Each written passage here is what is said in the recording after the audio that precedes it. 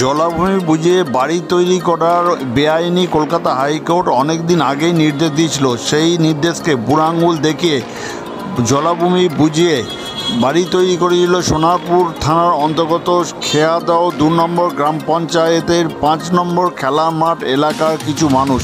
মঙ্গলবার সকালে সোনারপুর ব্লক প্রশাসনের পক্ষ থেকে সেই বাড়ি ভাঙা হয়। সেই চিত্রই আপনারা দেখছেন খবর 48 ঘন্টার পর্দায়।